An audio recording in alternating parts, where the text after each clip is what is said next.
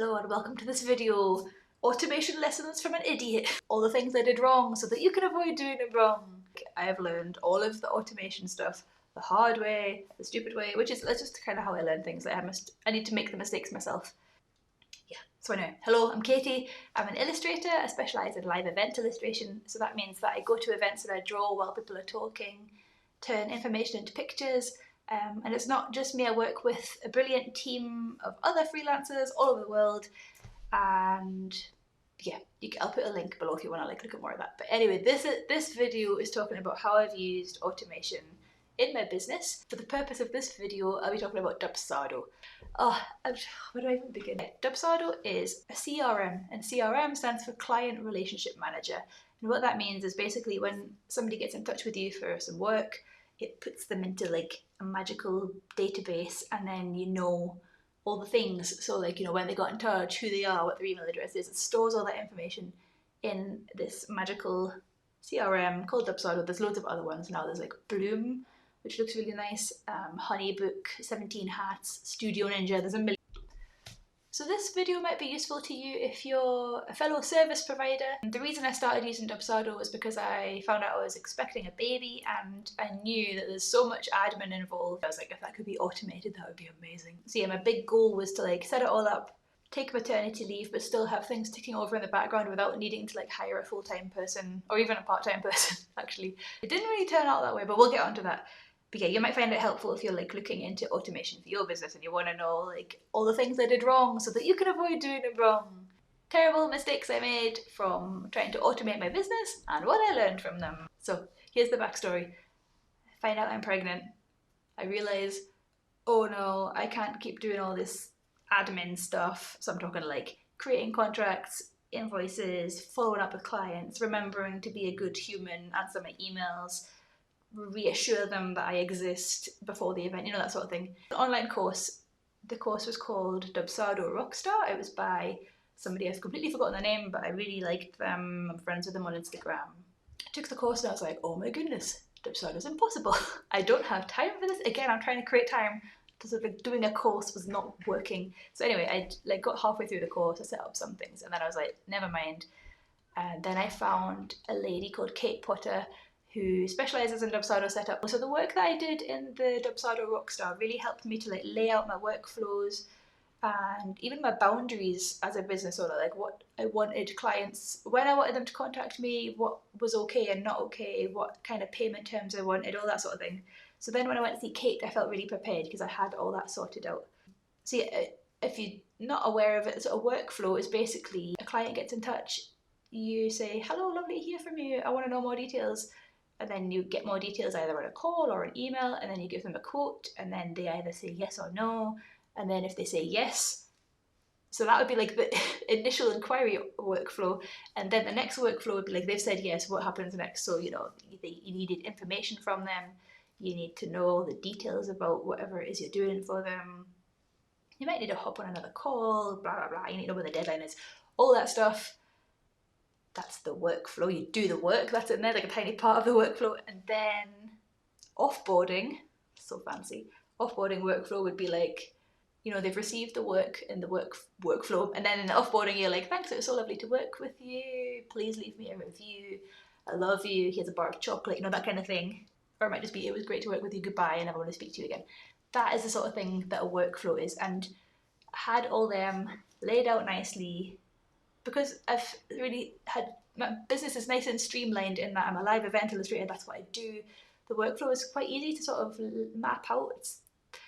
I'd spent the past couple of years really nailing it down so that it was quite a predictable formula, and I had like forms and stuff that I sent clients to anyway. So putting all that into Dubsado, while I didn't do it myself, it was quite straightforward. I would like to think like I knew what all had to be in there, and Cait was brilliant. She put it all into practice, and we started using Dubsado. The first mistake number one, I thought Dubsado would just run my business for me and I could just rock up at the event and draw.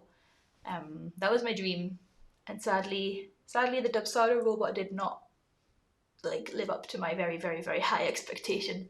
And the reason for that, my mistake was having really high expectations of it. And the thing I learned from that is Dubsado is like somebody really helpful and organised with no common sense. So they're going to know that like it's 3 days before the event, we must nudge the client. Whereas if the human would be like, oh, we just spoke to them like 4 days before, so it's going to be weird if we knock on their door 3 days before, being like, your event is in 3 days, see you soon. So I think the main lesson I took from that was to be more in control of the automation. So like set up things like you can set it to prod you, so the robot tells you, and then you can use your human brain to be like, oh, we don't actually have to do that, robot, it's okay, and then you can pat it on the head and it goes on its merry way. Whereas with my initial Dubsado setup, everything was automatic. So like once the client got in touch, it was just like everything happened, which meant there was a lot of mistakes, a lot of weird stuff. So yeah, my main lesson there was to like let the robots do less, but just let them help me, if that makes sense. And another lesson that I took from that was to create a signature. Maybe I can put it up here so you can see it. And this signature just helped clients to know that I was using automation, but for their benefit, so that everyone gets the same level of service. I don't forget anything. Everything's all organized and stuff. But it also was a little bit of a like, please be nice to me if anything goes wrong. Yeah, I'll tell you another story. There was a day when our baby had been born. She was maybe like 6 weeks old, 4 weeks old, very little newborn. I was feeding her, sitting on the bed. Terrible habit. I was just like, look at my emails. It was a Saturday morning, I remember, and I opened my emails and my heart just like was like, oh no, because there was a client very angry in my inbox because they'd received reminders on a Saturday morning. That was another downside. So that you can't tell the robot not to work on a Saturday or a Sunday, but I figured out ways around this. So that was the mistake, thinking that the robot would run my business perfectly and not to work on weekends. The lesson was to put that disclaimer, the signature in, saying like, yo, if something seems weird, it's not me, it's robot Katie. She's very enthusiastic. I can't stop her working weekends.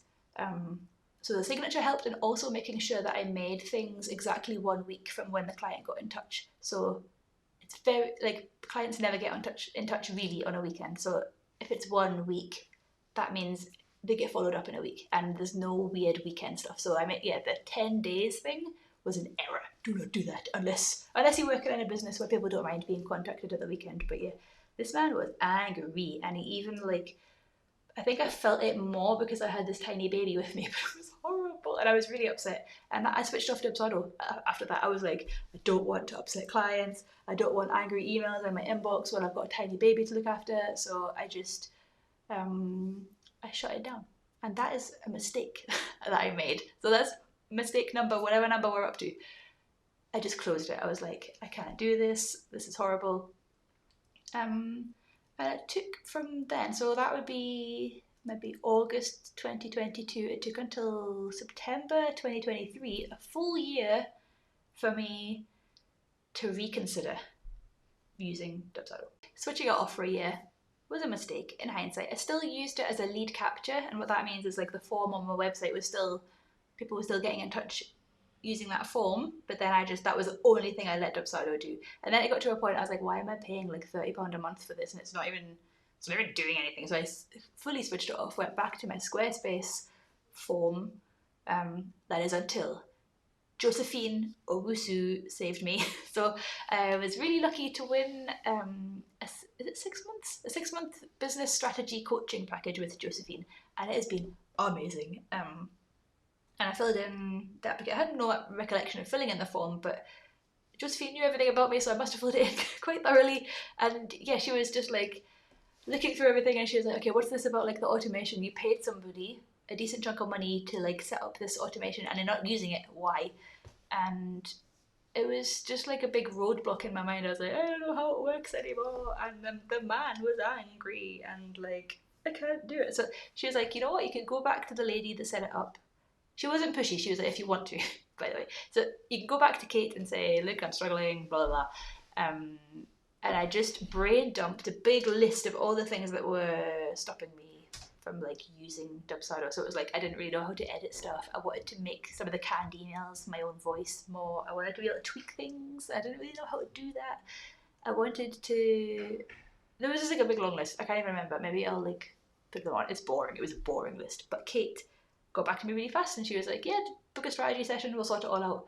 And I was like, live on the call, with a 90-minute call, she fixed everything. It was all working again. And she trained me in the things that I didn't know how to do.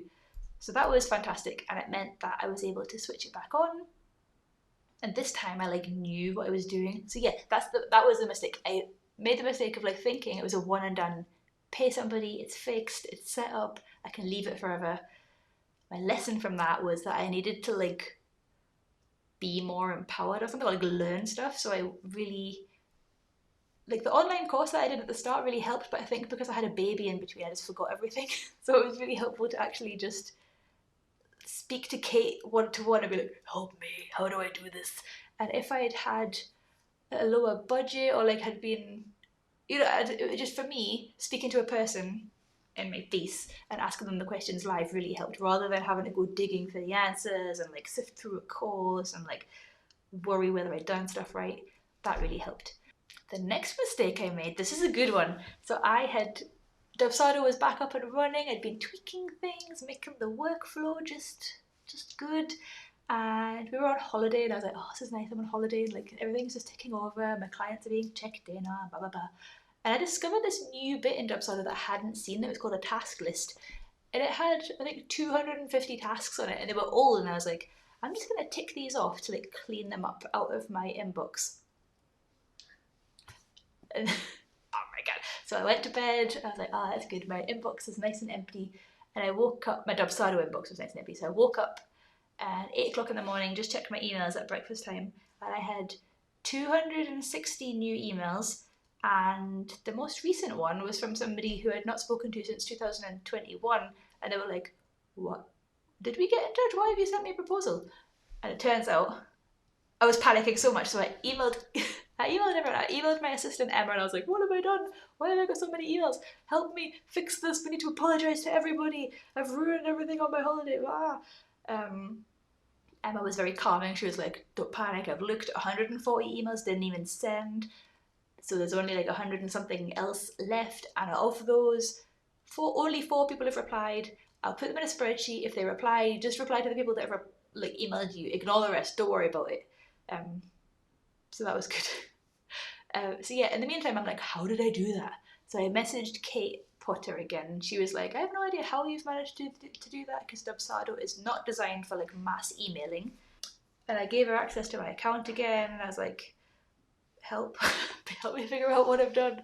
And it turns out that task list that I had helpfully cleared out, every time you tick a box, it does something. And what it was like approving an action. So when I ticked it, it was sending a proposal, even if the person had got in touch 3 years ago and didn't want any live illustration, or even if they'd replied and be like, we definitely don't need it. Yeah, so I made a big mess all by myself. But the good thing was that nobody was actually angry, and the reason that they weren't angry was because I had that email signature disclaimer. I think that really helped people to just know that I wasn't being an asshole on purpose. It was robot Katie. So I must say it was very stressful, though. It did kind of, I would say it did not ruin my holiday. That's too dramatic, but it definitely it was interesting. There's loads of things that I'm not like a massive fan of, but when it works, it's amazing, because I send the client their proposal, which looks beautiful. It's all nicely designed. If they like it, they just pop their details in and hit submit. They get their contract, they sign it, they get their invoice. Sometimes they pay it. So sometimes I wake up and it's like, this client has signed the contract, this client has paid, this client has booked like, it blows my mind, where it's stuff that would have taken like days, if not weeks, of back and forth. And like, for a while there, I'm going to admit, I was just not sending contracts because I didn't have time. I couldn't fit it in at the moment with like childcare and stuff. I've got a roughly like 9-hour work week, sometimes slightly more, but like with 9 hours, I don't want to be making contracts. Also, even if I had like a 40-hour work week, I would not want to be making contracts, because I'm terrible at that sort of thing. So yeah, all that to say, like, when it works, it's brilliant. It's just one of those things. It's a tool at the end of the day, isn't it? And you've got to like use your own human brain with the tool. Very sad. So yeah, I hope this has been helpful. It's been fun for me to talk through, and yeah, it's like another good thing about Dubsado is it forces you to have a system and to like formalize what you're doing, which is really nice. A bonus, I nearly forgot, I have some tips that I wrote down. Well done, me from the past. The Facebook group for Dubsado is really helpful. They have like their own official Facebook group where you can ask questions, and your post has to be approved, but it's generally approved quite quickly, and people are really nice and helpful in there. The other brilliant thing, one of my mentors, Kat, her website is Gato Web. I can't remember Kat's last name. Anyway, she's amazing, and she taught me about having an onboarding page, and that's so good. So I'm going to make another video about giving good feedback, getting good feedback as an illustrator, but this onboarding page blew my mind. It's basically a page when you start working with somebody, you tell them things like how you work, your brand values if you have them, just like a general vibe, the services you offer, and anything that you want them to know, so you can like train your clients to be good clients. And yeah, so things like when are you working, when are you not working, what's the best way to give feedback, blah, blah, blah, all that sort of thing. I've also got a 20% off voucher for Dubsado. How exciting! You get 20% off forever, maybe? At least the first year, and then I get $35 Dubsado credit, which is like roughly 1 month of free Dubsado. So obviously I don't really care if you do it or not, but if you want 20% off, it's there, you can have it. My treat. Yeah, that's everything. I was checking my notes. I think I got a fancy notepad. It's got. I've talked about everything on my notes, and I hope this has been useful. And I will see you soon. Yeah, goodbye. That's all. Oh no, I was gonna say, yeah, we're doing a business course inside the Good Ship where I'll be talking about this a bit more in depth, like the workflow thing, formalizing the ways that you work, and making sure that it's a really nice client experience for the people you're working with, all that juicy stuff. I'm a big nerd about this kind of thing, and you definitely don't need to be using an automated CRM. You can totally just DIY it, like with all the emails like I was doing for a whole year in between and before that for like 10 years. So yeah, if you'd like to learn more about the business course, all that information is going to be in the box below. And yeah, I'll see you soon. Bye bye.